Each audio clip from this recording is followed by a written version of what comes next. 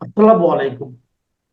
প্রিয় দর্শক, অন্য মঞ্চের আলোচনায় আজ আমাদের অতিথি হিসেবে আছেন।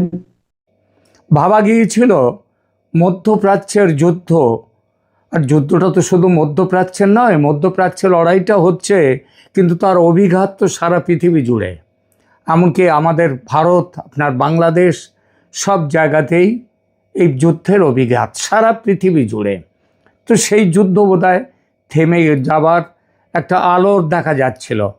মানে 2 সপ্তাহ যুদ্ধবিরতি ঘোষণা হয়েছিল, কিন্তু সেই আমেরিকা ও ইরানের মধ্যে সেই নড়বড়ে যুদ্ধবিরতি 2 সপ্তাহ তো দূরের কথা, যেদিন যুদ্ধবিরতি হলো সেই দিন থেকেই সেটা গোলমাল শুরু হয়ে গেছে। যুদ্ধবিরতিতে মানে তৃতীয় দিনে পদার্পণ করার আগেই, আজ তৃতীয় দিন, 8 তারিখে হয়েছিল, 8-9, আজ 10 তারিখ। তো তৃতীয় দিনে পদার্পণের আগেই হরমুজ প্রণালীর পরিস্থিতি ও তার সঙ্গে লেবাননে যে ইসরায়েলি হামলায় 300 জনের বেশি প্রাণহানির ঘটনা ফের মধ্যপ্রাচ্যের চলমান সংকটকে প্রবলভাবে উস্কে দিল। মানে আগুনে যেন ঘৃতাহুতি হয়ে গেল।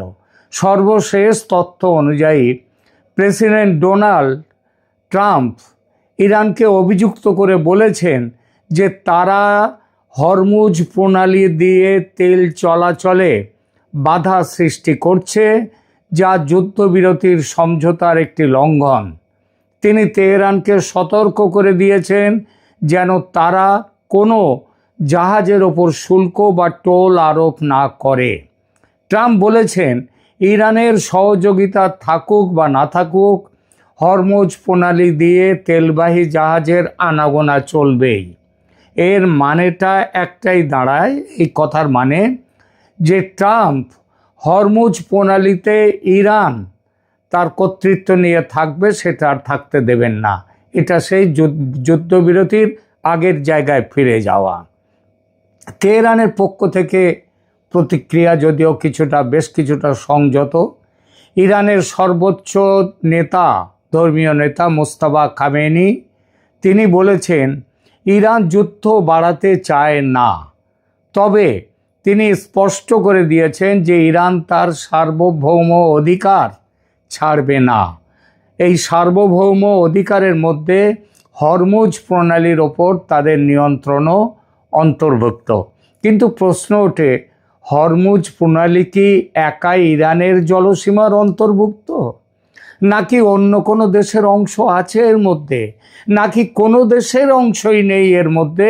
এটা আন্তর্জাতিক জলসীমা, আন্তর্জাতিক মানে সমুদ্র সীমা, সুতরাং কারোরই কোনো অধিকার নেই। এই বিষয়টা নিয়ে দেখলাম আমাদের অনেকেরই ধারণা স্পষ্ট নয়।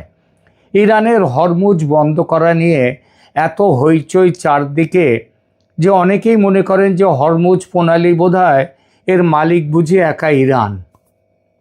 ইরানের মধ্যে হরমুজ প্রণালী বোধহয় আসলে একটা জায়গা, সমুদ্র একটা, ইরানের মধ্যে সেটা আসলে কিন্তু তা নয়। সুতরাং প্রথমে এই প্রশ্নটিকে দেখা যাক যে হরমুজ তুমি কার? হরমুজ প্রণালী পুরোপুরি ইরানের জলসীমায় নয়, এটা তো বললাম। এটা তাহলে কি? এটা এই যে জলসীমাটা, এর দুপাশে একদিকে আছে ইরান আর একদিকে আছে ওমান। এই দুই দেশের ভৌগোলিক অবস্থানের মাঝখানটায় দাঁড়িয়ে আছে এই হরমুজ প্রণালী, এই সমুদ্র, তার একটা প্রণালী, সমুদ্রই ওটা। তো এবং আন্তর্জাতিক এটা, তাহলে এটার মালিকটা কে হবে? এই ধরনের ক্ষেত্রে একটা আন্তর্জাতিক আইন থাকে, সেই আইন অনুযায়ী পরিচালিত হয় বিষয়টা। আর একটু পরিষ্কার করি, ভৌগোলিক অবস্থানে আগেই বললাম যে প্রণালীর উত্তর দিকে ইরান এবং দক্ষিণ দিকে আছে ওমান। ওমানের মুসান দাম বলে একটা দ্বীপ আছে, সেটা এরই মধ্যেও রয়েছে, এর মধ্যেই এই হরমুজ প্রণালীর মধ্যে ওমানের অংশে।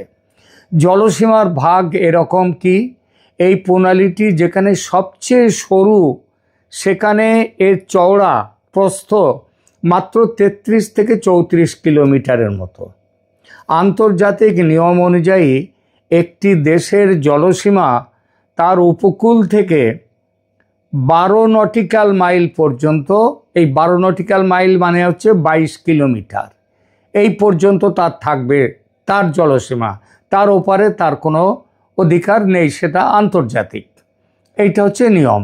যেহেতু এই সরু অংশ মাত্র 33 কিলোমিটার চওড়া, তাহলে 22 কিলোমিটার যদি দেয়া হয় ইরানকে আর 22 কিলোমিটার ওমানকে, তাহলে তো দরকার হয় 44 কিলোমিটার। কিন্তু যে অংশটা সবথেকে সরু যে অংশ, সেটাও বেশ কিছুটা, তার চওড়া হচ্ছে মাত্র 33 কিলোমিটার। সুতরাং 22 করে কেউ পায় না। তাই ইরান আর ওমান এখানে 21 কিলোমিটার করে 22 কিলোমিটারের পুরোটা পেতে পারে না। কিন্তু ইরান কোনো ছাড় দিতে রাজি নয়। প্রণালীটি খুব সরু, তাই এখানে ইরান এবং ওমান উভয় দেশেরই জলসীমা মিলেমিশে থাকে। এরা এতদিন এটা নিয়ে কেউ কোনো গোলমাল হয়নি। জাহাজ চলাচলের পথটা কীরকম আছে দেখা যাক। অনেকে ভাবতে পারেন যে এটা বোধহয় ইরানের দিক দিয়ে জাহাজটা বেশি চলাচল করে, কিন্তু সেরকম কোনো বিশেষ কোনো নেই। কারণ গভীরতার কারণে আন্তর্জাতিক যেসব বড় বড় জাহাজ চলাচল করে, তাদের প্রধান লেন, শিপিং লেন যেটাকে বলে, সেটা ওমানের জলসীমার ওপর দিয়ে গিয়েছে।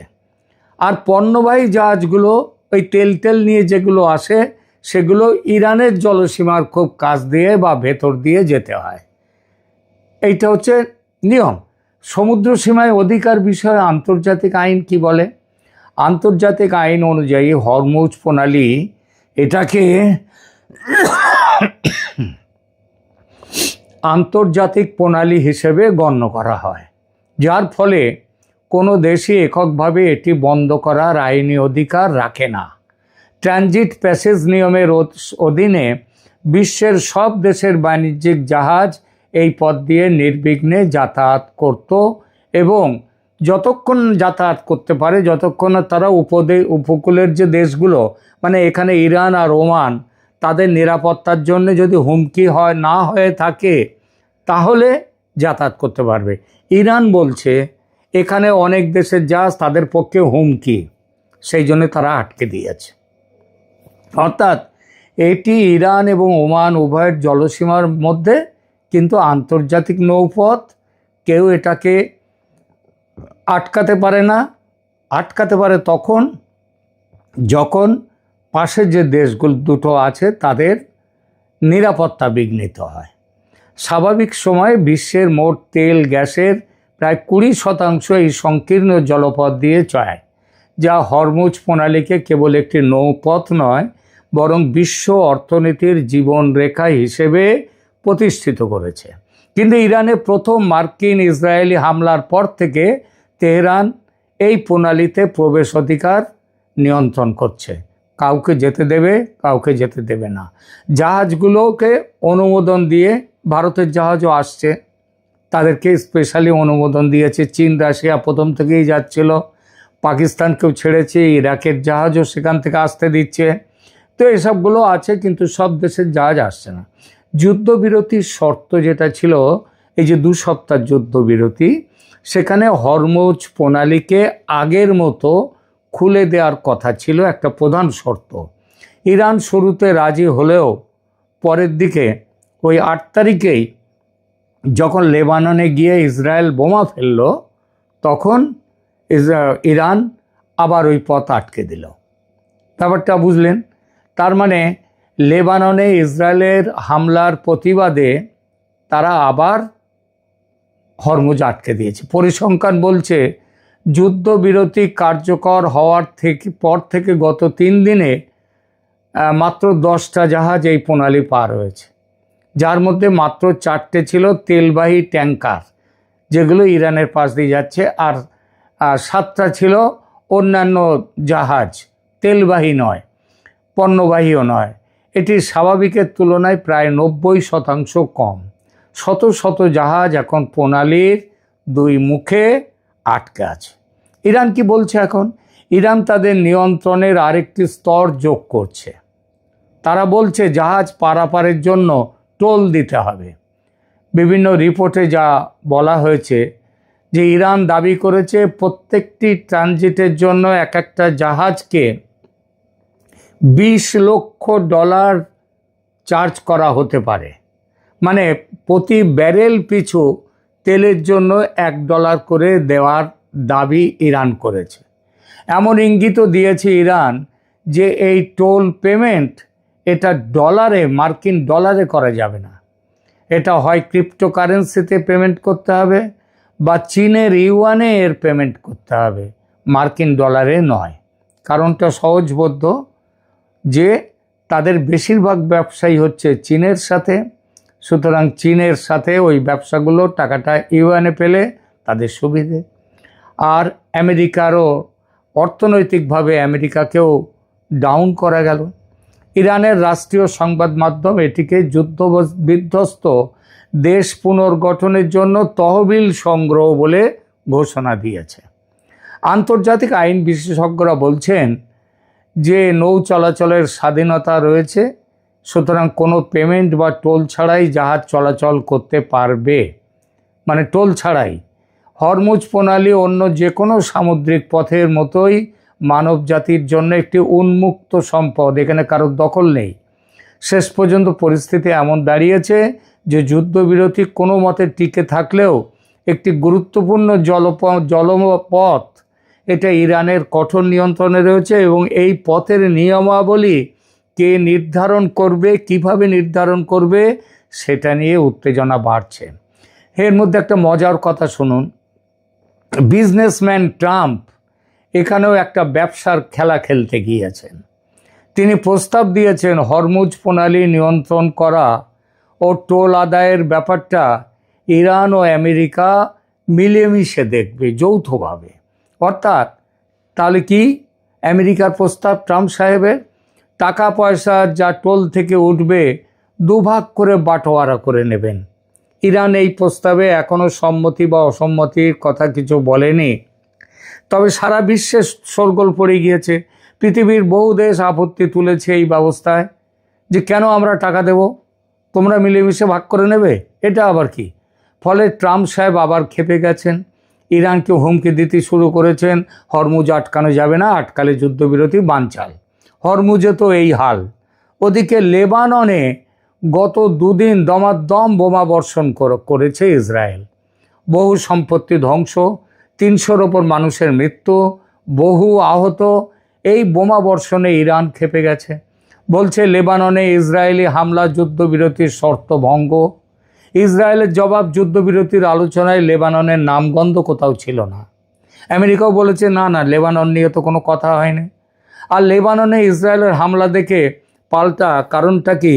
কারণ লেবানন এবং সেখানকার হেজবোল্লাহ, তার সাথে তাদেরকে বলা হয় ইসরায়েলের প্রক্সি, ইসরায়েলের পক্ষে আছে তারা। হ্যাঁ, ফলে ইসরায়েলের ওপরে হামলা না করলেও ইরান হামলা শুরু করে দিয়েছে মধ্যপ্রাচ্যের অন্যান্য দেশগুলোর দিকে। একেবারে যুদ্ধবিরতির প্রথম দিনেই, 8 তারিখেই। ফলত 8 এপ্রিল 2026-এ পাকিস্তান ভিত্তিক মধ্যস্থতায় আমেরিকা ও ইরানের মধ্যে 2 সপ্তাহের যুদ্ধবিরতি ঘোষিত হলেও গত 48 ঘন্টায় বেশ কিছু আরব দেশে ড্রোন ও ক্ষেপণাস্ত্র হামলার খবর পাওয়া গেছে। ইরান এবং আমেরিকা আনুষ্ঠানিকভাবে যুদ্ধবিরতিতে রাজি, তবে পরিস্থিতির বাস্তবতা কিন্তু তা নেই, অত্যন্ত জটিল এবং উত্তপ্ত। যেমনটা বললাম, যুদ্ধবিরতি ঘোষণার পর 8-9 এপ্রিল বিভিন্ন আরব দেশে ইরানের হামলা চলছে। সংক্ষেপে একটু বলি সেই সব হামলার কথা। কুয়েতে 8ই এপ্রিল যুদ্ধবিরতি ঘোষণার পরও কুয়েতের দক্ষিণাঞ্চলের তেল শোধনাগার এবং বিদ্যুৎ কেন্দ্র লক্ষ্য করে পাঠানো অন্তত 28টা ড্রোনকে কুয়েত তারা ভূপাতিত করতে পেরেছে বলে জানিয়েছে। কিছু ড্রোন আবার নিচে এসেও পড়েছে এবং বেশ ক্ষতিও করেছে। কাতারি প্রতিরক্ষা মন্ত্রণালয়ের মতে 8ই এপ্রিল তাদের আকাশসীমায় অন্তত 7টা মিসাইল এবং ড্রোন এসে তাদেরকে আটকানো হয়েছে। সৌদি প্রতিরক্ষা বাহিনী 8ই এপ্রিল তাদের পূর্বাঞ্চলীয় প্রদেশগুলোতে অন্তত 9টি ড্রোন ধ্বংস করেছে। বাহরিন ইরানি ড্রোন হামলার কারণে 8 এবং 9 তারিখে একটি আবাসিক এলাকায় অগ্নিকাণ্ড এবং ক্ষয়ক্ষতির খবর পাওয়া গেছে প্রচুর। বাহরিন ডিফেন্স ফোর্স প্রায় 16টা ড্রোনকে নামিয়েছে মানে এগুলো তো ড্রোন তো আত্মঘাতী ড্রোন বেশি হয়, সুতরাং নামানো থাকে না, তারা বোমা ফেলে তারা সেখানেই পড়ে যায়। জর্ডানের মুয়াফাক আল সালতি বিমান ঘাঁটিতে একটি ইরানি ক্ষেপণাস্ত্র আঘাত এনেছে বলে খবর পাওয়া গেছে। ইরাক কুর্দিস্তানের এরবিল এবং হারির বিমানবন্দরে ড্রোন হামলা করেছে ইরান। তবে ইরাকি সশস্ত্র গোষ্ঠীগুলো পরে 2 সপ্তাহের যুদ্ধবিরতি পালনের ঘোষণা দিয়েছে। মানে ইরাকের ভেতরে ইরানের পক্ষে যারা আছে তারা বলেছে না 2 সপ্তাহ আর হবে না কিছু। লেবানন ইস্যুতে ইসরায়েল এবং আমেরিকা দাবি করেছে যে এই যুদ্ধবিরতি লেবাননের ক্ষেত্রে প্রযোজ্য নয়, ইরান বলছে প্রযোজ্য। ফলে ইসরায়েল দক্ষিণ লেবানন ও বেইরুটে হিজবুল্লাহর লক্ষ্যবস্তুতে অপারেশন ইটারনাল ডার্কনেসের মাধ্যমে ব্যাপক বিমান হামলা চালিয়ে যাচ্ছে। এর প্রতিক্রিয়ায় হেজবুল্লাহ 9 এপ্রিল থেকে ইসরায়েলের ওপরেও পুনরায় হামলা শুরু করে দিয়েছে। তাহলে যুদ্ধবিরতির আসল চেহারাটা দেখলেন? এই যে যুদ্ধবিরতি এটা কদিন হবে থাকবে ঘোর সন্দেহ আছে। ঘোর সন্দেহ এখনও একমাত্র এখানে ইসরায়েল তার বাঁচা মরার লড়াই হিসেবে বেছে নিয়েছে, আবার এই বাঁচা মরার লড়াই ইরানের কাছেও। আর আরব দেশগুলো এই 2 শক্তির চাপে এবং আমেরিকা আরব দেশগুলোতে ঘাঁটি গেড়েছে, সুতরাং তারাও যুদ্ধের শিকার হচ্ছে। এই পরিস্থিতি থেকে পরিত্রাণের পথ ছিল আজ 10ই এপ্রিলে আজকেই ইসলামাবাদের শান্তি বৈঠক। সেখানে ইরানের 10 দফা দাবি আর আমেরিকার 15 দফা দাবি নিয়ে বৈঠকের কথা ছিল, কিন্তু সে বৈঠক এক অদ্ভুত কারণে ভেস্তে গেছে। কারণটা কি জানেন? গতকাল পাকিস্তানের পররাষ্ট্রমন্ত্রী ইসাক দার এক পোস্ট দিয়ে বলেছেন ইসরায়েল লেবাননে গণহত্যা চালাচ্ছে। ব্যাস, এতেই ক্ষেপে লাল ইসরায়েল। বলেছে পাকিস্তানের বৈঠক করবেন না, কারণ পাকিস্তান ইরানের পক্ষে, পাকিস্তান লেবাননের পক্ষে, সুতরাং আমরা পাকিস্তানে গিয়ে কোনো বৈঠক করব না। তারা এখনও অনড় আছে। শেষ সংবাদ পাওয়া পর্যন্ত ইসাক দার তার সোশ্যাল মিডিয়া পোস্ট ডিলিট করে দিয়েছেন, কিন্তু ইসরায়েল শান্ত হয়নি। বৈঠক হবে কিনা ঠিক নেই। সব মিলে যা অবস্থা, তাতে 2 সপ্তাহ যুদ্ধবিরতি 2 দিনের মধ্যেই মুখ থুবড়ে পড়বে কিনা সেই চিন্তা এখন আবার ছেয়ে ফেলেছে সারা পৃথিবীকে। আপনাদের কাছে নিয়মিত খবর পাঠাবো, যুদ্ধের খবর, মধ্যপ্রাচ্যের খবর। থাকবেন, সাবস্ক্রাইব করুন আমার চ্যানেল ক্যালকাটা ডায়ালগস।